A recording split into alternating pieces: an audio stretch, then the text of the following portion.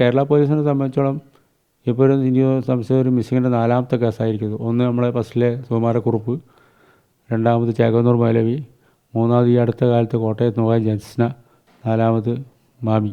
ഞാൻ പോരുന്നവരെയൊക്കെ ബിസിനസ് വളരെ നീറ്റിലും എല്ലാ സംഗതികളും എന്നോട് പറയാനും പേരൊക്കെ ഉണ്ടായിരുന്നു.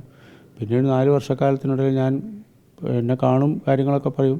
ചില ബിൽഡിങ്ങുകളൊക്കെ എടുത്ത കാര്യങ്ങൾ എന്നോട് പറയും, ചില കച്ചവടം നടന്ന കാര്യങ്ങളൊക്കെ എന്നോട് പറയും.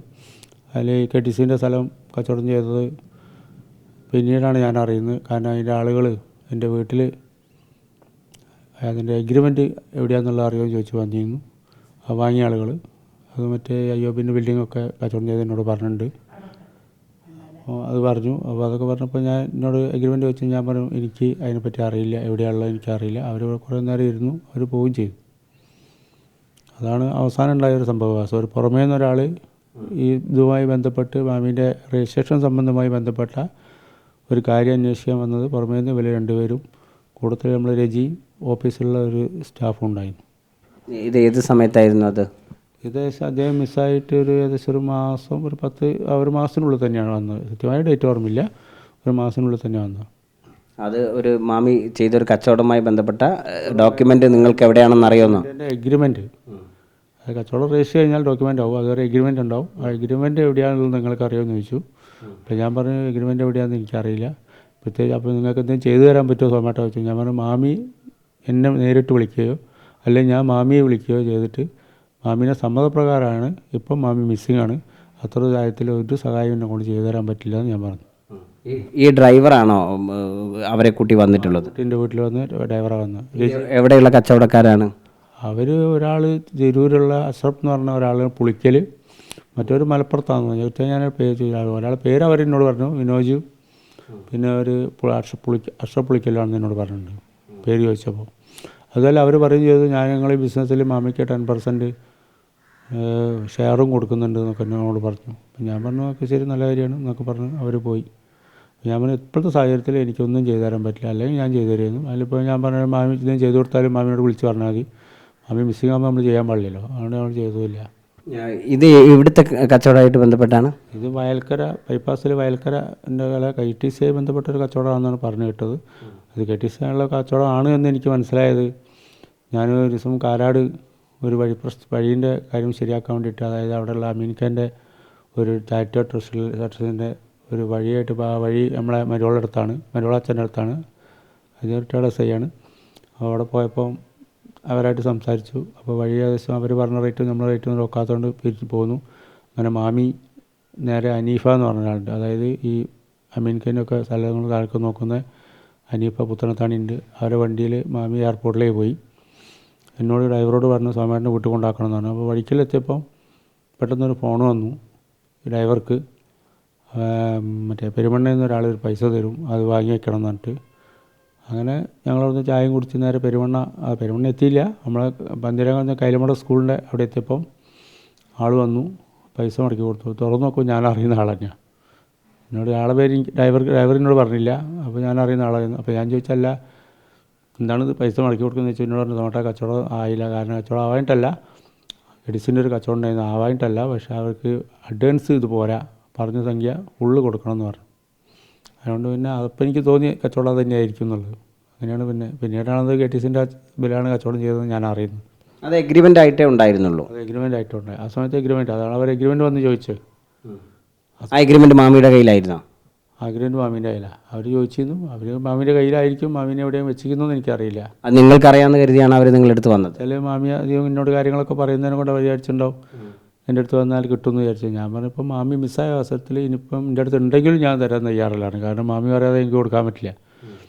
അങ്ങനെയൊക്കെ പറഞ്ഞ് അവർ പോയി. ഞാൻ പറഞ്ഞ സാധനം ഇപ്പം എൻ്റെ അടുത്തില്ല, എനിക്കറിയില്ല, ഞാനവിടുന്ന് പോന്നിട്ട് 4 കൊല്ലമായി.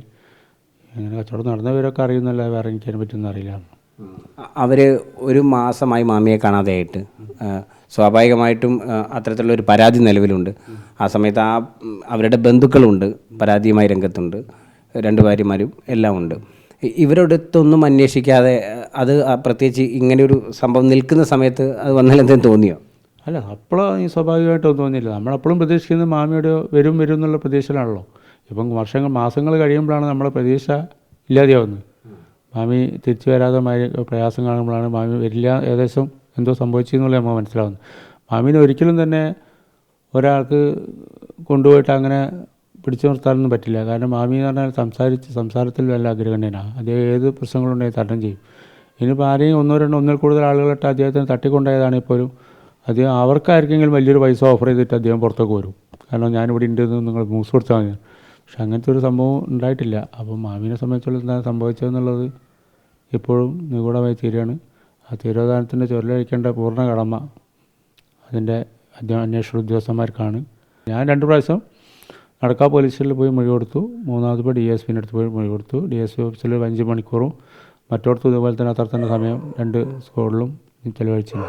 അപ്പോൾ എൻ്റെ പരിപൂർണ്ണ വിശ്വാസം അയാളെ വിളിച്ചതിൽ മാമിക്ക് നല്ല പരിചയമുള്ള ഒരാളെ കൂടുതലുണ്ടെന്നുള്ള. കാരണം അതായത് മാമി പോയത്, അതായത് മാമി മടങ്ങി വരാം എന്ന പ്രതീക്ഷയിലാണ് മാമി പോണത്. അതിൻ്റെ ഉദാഹരണ തെളിവെന്ന് വെച്ചാൽ മാമി ഒരിക്കലും തന്നെ പേഴ്സും അതിലുള്ള ATM കാർഡും കാറ് അദ്ദേഹത്തിൻ്റെ കാർ അവിടെ ഉണ്ട്. അപ്പോൾ ആ കാറ് ഇതിൻ്റെ അകത്ത് നമ്മൾ ഫിംഗർ പ്രിൻ്റ് വന്ന് പരിശോധിക്കും. ഞാൻ അവിടെ ഉണ്ട്. ഫിംഗർ പ്രിൻ്റ് വന്ന് പരിശോധിക്കുന്ന സമയത്ത് അദ്ദേഹത്തിൻ്റെ ATM കാർഡും പേഴ്സൊക്കെ അതിൻ്റെ അകത്തുണ്ട്. കൂടാതെ കാറിൻ്റെ ചാവി അദ്ദേഹം കൊണ്ടുപോയിരിക്കുന്നു. പക്ഷേ ഒരിക്കലും തന്നെ അദ്ദേഹം കാറിൻ്റെ ചാവി കൊണ്ടുപോകാറില്ല. കാരണം അദ്ദേഹത്തിന് മറന്നു പോകും. പല സമയങ്ങളിൽ ഞങ്ങൾ വേറെ ഡ്യൂപ്ലിക്കേറ്റ് ഇനി 4 ചാവി ഉണ്ടാക്കണമെന്ന് ചോദിക്കും. കാരണം ഇപ്പോൾ പോയാൽ മറ്റേതുണ്ടാവുമല്ലോ. അത് അങ്ങോട്ട് അത് ഞാൻ പോകണില്ല, അവിടെ വെക്കും. അതായത് സെക്യൂരിറ്റി അടുത്ത് ഏൽപ്പിച്ച് പോവുക. അപ്പോൾ മടങ്ങി വരാമെന്നുള്ള പ്രതീക്ഷയാണ് എന്നത് ഒരു ഉറച്ച കേസാണ്. അല്ലെങ്കിൽ അയാൾ ചാവിയുടെ കൊടുത്തു പോകും, കാറിൻ്റെ ചാവിയുടെ കൊടുത്തു പോകും.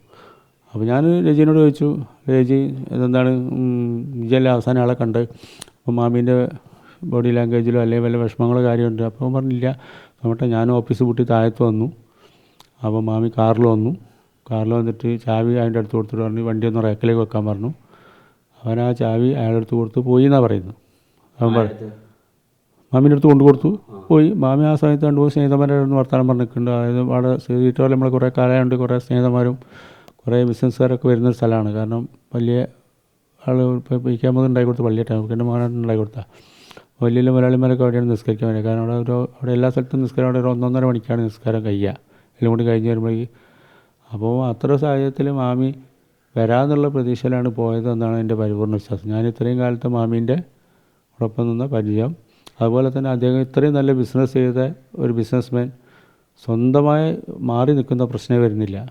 മാറി നിൽക്കുന്ന പ്രശ്നം വരിക വെച്ചാൽ അദ്ദേഹം മാറി വന്നു കഴിഞ്ഞാൽ സാമ്പത്തിക ബാധ്യതകളുണ്ടല്ല. സാമ്പത്തിക ബാധ്യത ഉണ്ടെങ്കിൽ പോലും ഈ റിയൽ എസ്റ്റേറ്റ് മേഖല എന്ന് പറഞ്ഞപ്പം ചിലപ്പം പല ആളുകളും സഹായിക്കും, ചില ആളുകൾക്ക് വേണ്ടി ലാൻഡ് മേടിച്ച് കൊടുക്കും. മാമി ഇങ്ങനെ മാറി വന്നു കഴിഞ്ഞാൽ പിന്നീട് അദ്ദേഹത്തിൻ്റെ ബിസിനസ് സാമ്രാജ്യം മുഴുവൻ പൊളിയും. കാരണം അദ്ദേഹത്തിന് ഒരു വിശ്വാസം ഉണ്ടാവില്ല.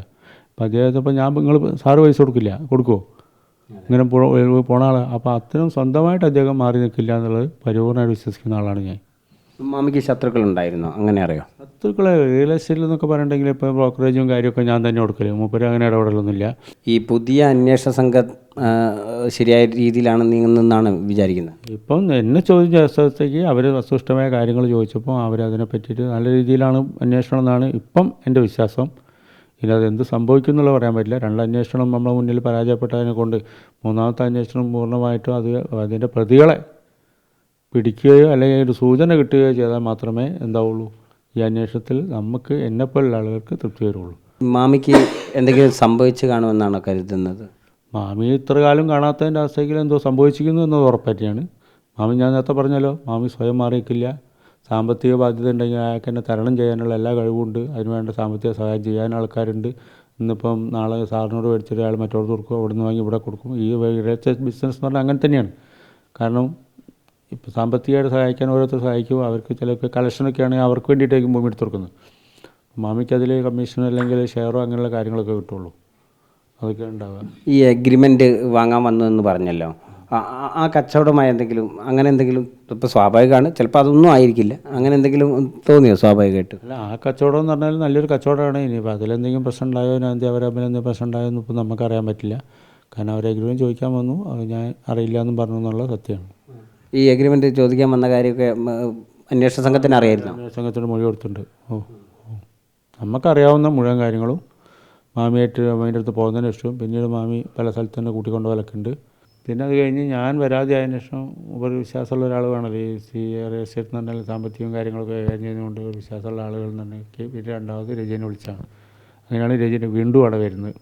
രജി വന്നിട്ട് കുറച്ചായിട്ട് 2-3 കൊല്ലം ഉണ്ടാവുള്ളൂ. അത് വന്നിട്ടുണ്ടാവും. പോയി തിരിച്ചു വന്നിട്ട് പോയി തിരിച്ച് വന്നിട്ട്, അതായത് ആദ്യം മമ്മീൻ്റെ കൂടെ തന്നെയായിരുന്നു. മമ്മി ഞങ്ങളൊക്കെ ഒന്നായിട്ടായിരുന്നു.